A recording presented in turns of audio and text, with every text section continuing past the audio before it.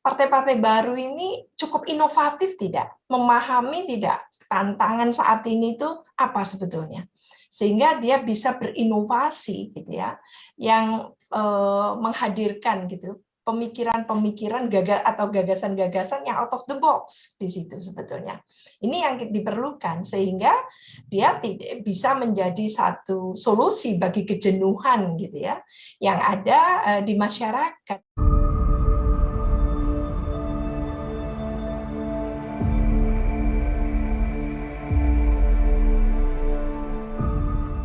Belakangan ini kita lihat dinamika yang dihadirkan selalu membuat masyarakat itu justru terpecah belah. Dinamika yang dihadirkan selalu membuat masyarakat justru mundur ke belakang. Dan tentu ini menjadi tantangan juga bagi partai baru untuk bagaimana hadir dengan berbagai ide segar dan perubahan yang kemudian bisa hidup di tengah-tengah masyarakat. Ada hal penting yang mungkin bisa kita dengar dari Prof. Siti Djuro. Silakan Prof, waktunya 10 sampai 15 menit.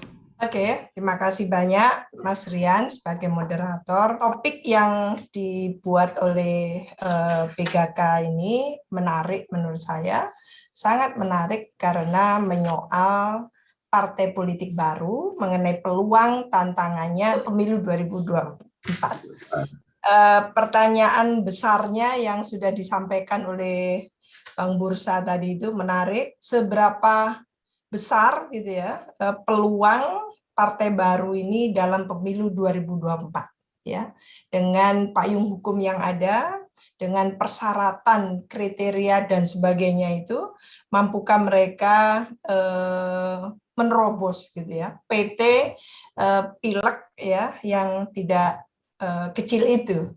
Jadi akan tetap 4% sih sebetulnya, 4% kan. Jadi persis sama dengan pemilu 2019. Jadi persyaratan dan sebagainya itu. Ini yang tidak mudah menurut saya karena waktu itu partai Hanura terlempar dan P3 kita menyaksikan juga nyaris kan seperti itu. Dan kalau kita kembali berbicara partai politik tentu tidak bisa dipisahkan sama sekali dari tentunya sistem demokrasi. Jadi demokrasi mensyaratkan adanya partai politik. Partai politik dalam konteks demokrasi tentu ini diletakkan sebagai pilar pentingnya gitu ya, sebagai institusi demokrasi. Dan dalam konteks Indonesia ini adalah aset negara kita. Sebagai aset negara tentunya partai politik ini didirikan gitu ya, bukan untuk seumur jagung, tapi didirikan untuk membackup gitu ya, berjalannya efektifnya gitu aplikasi dari sistem demokrasi. Jadi sebetulnya saya melihat partai politik ini sebagai jantungnya gitu ya demokrasi. Jadi buruk baiknya demokrasi itu sebagian besar gitu ya itu didukung penuh oleh partai politik. Partai baru, tantangan dan peluangnya. Jadi pertama kita melihat bahwa munculnya partai baru ini ya tentu kita harus apresiasi ya.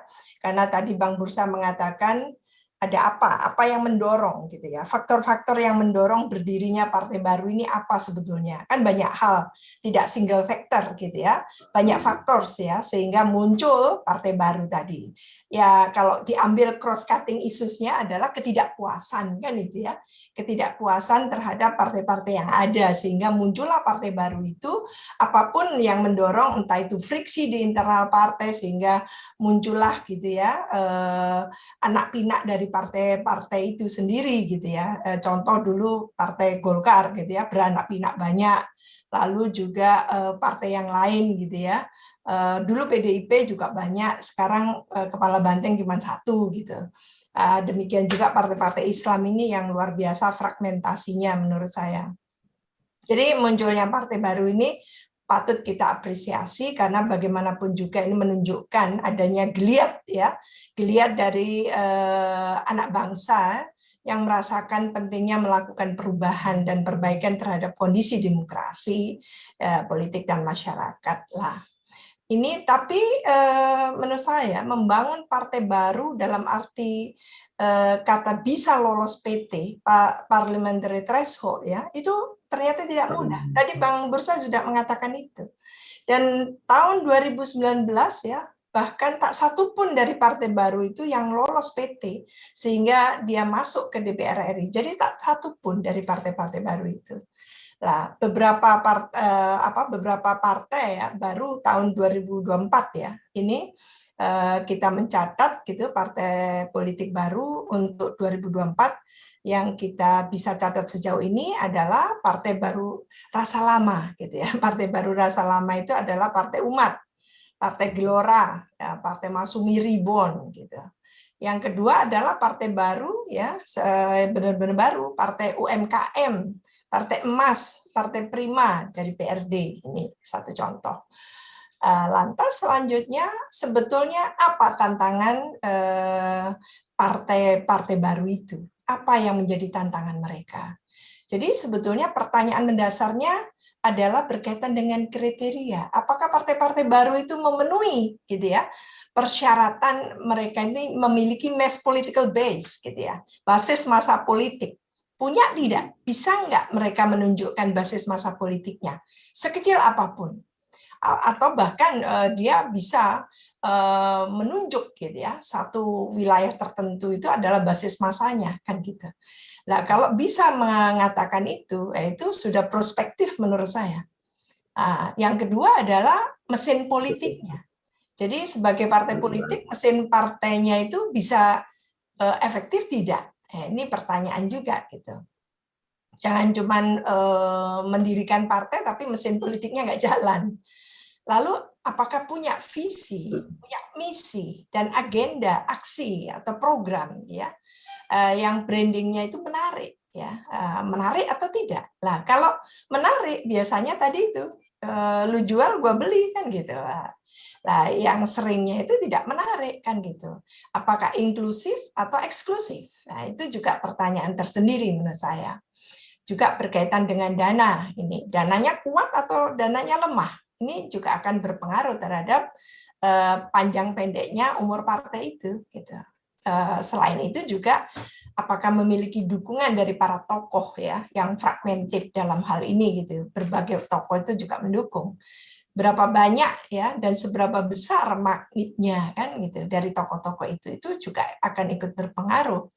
Catatan selanjutnya adalah apakah partai baru ini sudah memiliki etos kerja. Jadi tipe yang memiliki kerja keras gitu ya, kerja cerdas untuk bisa lolos PT. Jadi menurut saya partai-partai baru ini cukup inovatif tidak, memahami tidak tantangan saat ini itu apa sebetulnya, sehingga dia bisa berinovasi gitu ya, yang menghadirkan gitu pemikiran-pemikiran atau gagasan-gagasan yang out of the box di situ sebetulnya.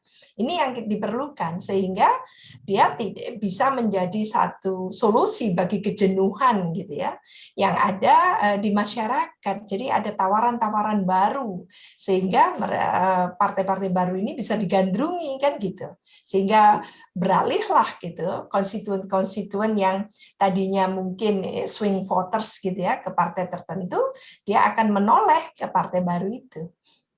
Tapi faktanya ternyata ya tidak ada satu partai baru pun ya di tahun 2019 yang lolos. Perindo kurang apa itu? Luar biasa itu kan. Medianya baik media cetak, media elektronik gitu ya. Lagunya saja dihafalkan. Kala Indonesia Raya itu. Luar biasa. Tapi ternyata pemilu 2019 tidak lolos dia di DPR RI.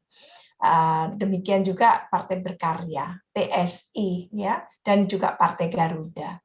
Jadi mereka tidak memiliki kelima syarat tersebut di atas secara cukup memadai. Jadi membangun mass political base itu yang nanti akan menjadi cikal bakal partai akar tunjang gitu ya. Partai yang punya akar tunjang itu yang mestinya sudah bisa diprediksi gitu bahwa ini tidak akan bisa lama gitu, akan seumur jagung gitu. Demikian juga kalau kita bandingkan coba ilustrasinya adalah Partai Nasdem gitu. Mengapa Nasdem kok bisa gitu? Begitu dia mendeklarasikan diri partai gitu dari ormas ke partai lalu ikut pemilu pertama langsung masuk gitu ya. Masuk kuota untuk lolos PT kan gitu.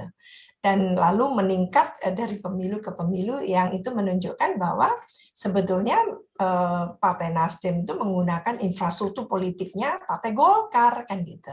Nah ini yang mungkin tidak bisa diraih oleh Perindo maupun ternyata PSI dan Garuda ya.